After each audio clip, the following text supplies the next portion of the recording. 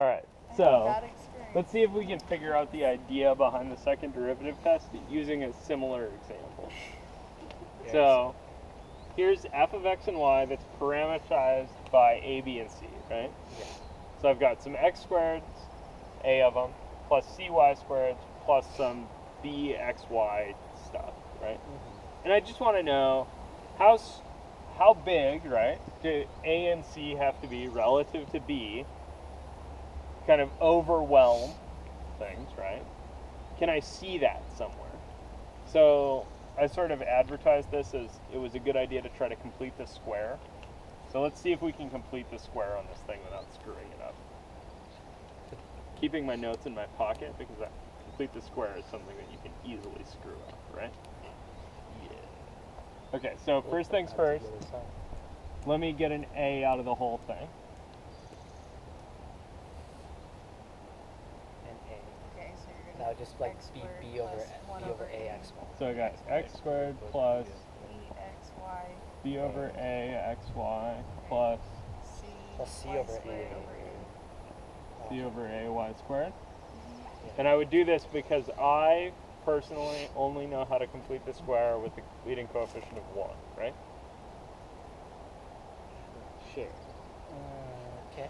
for this example? Continue. No, because really, actually, I still only know how to do it that way. So, I've got...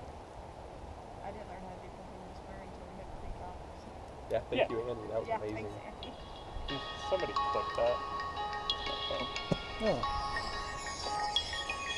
I don't know how. Oh, Any of the buttons. any of the buttons that I can't see because I'm Okay, so I've got x squared plus something squared, right? Yeah. Like this is the thing I want to see. Okay, so what I'm going to think is I'm going to go back to my previous thing, right? I'm going to say, okay, I'm going to toss a freaking blank in here, right? Sure. And then I'm going to need to subtract it back out. You guys remember this for complete the square? Okay, so what's the thing that has to go in here? Y. Well, One you know half. Y's, you know Y, but you also need to account for your B's and C's. Good, there's a y. That wasn't. So, would you have like a B and a C? But you have, b over, 2a. how about 2a, right? B 1 half.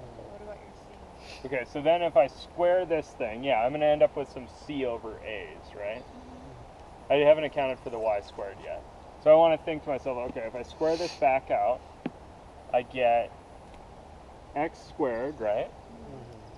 Plus, 2 over a y. Or 2B. yeah, I got a B b over over a Y. x y. Don't forget your Middle middle term. term. That's your middle term, right? There's two of them. Yeah.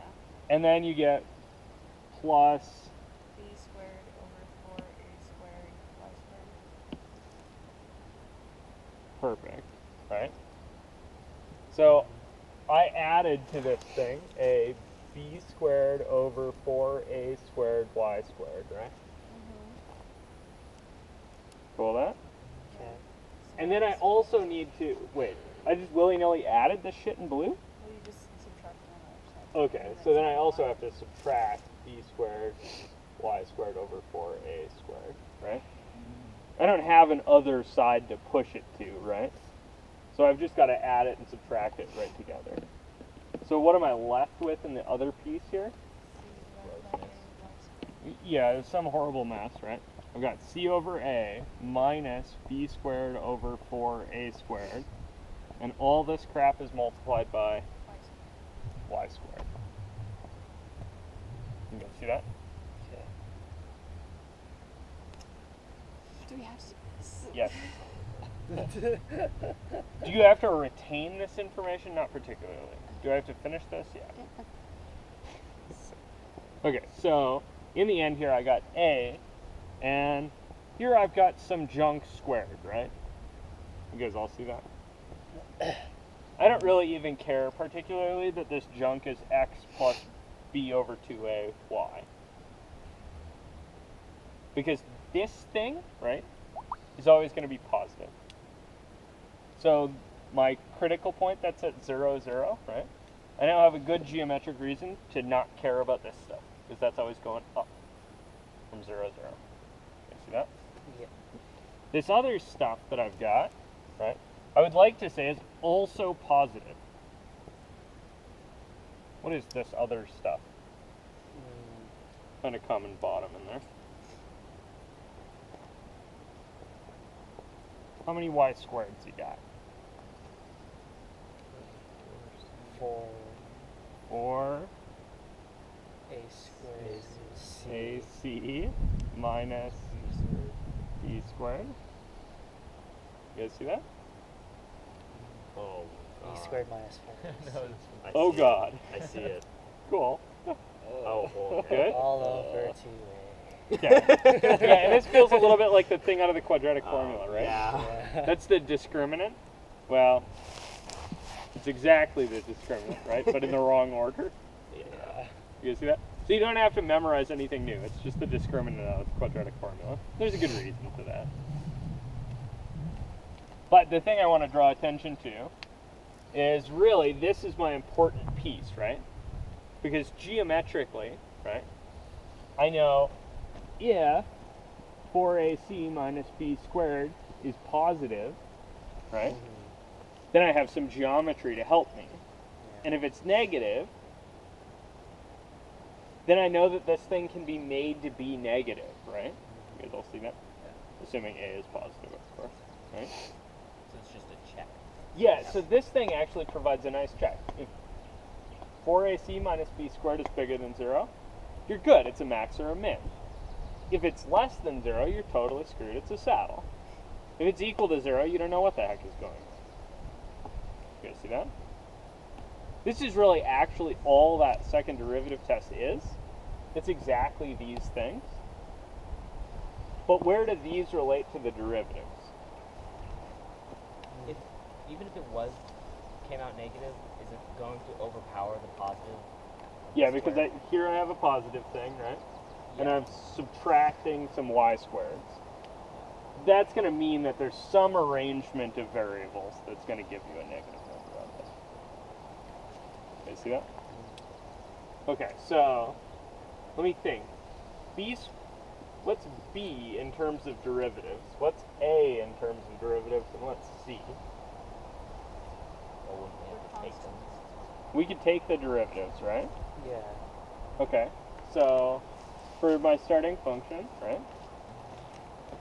What's fx and what's fy? 2ax plus by.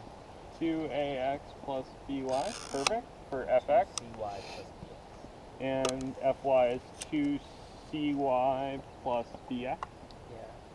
Yeah? Okay. Put it in a similar folder. It's a mess.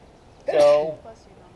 Thank you. so what's fxx? 2a. fxx is 2a, right? Yeah. So a is half of fx, right? B then is half of, or sorry, C then is half of f Fyy. y, right? And B is Half of fxy. half of? Oh yeah, there's two of them, so it's fxy squared. So B, just by itself, right? Not squared or anything, but B is fxy. yeah, You Yeah. guys see that?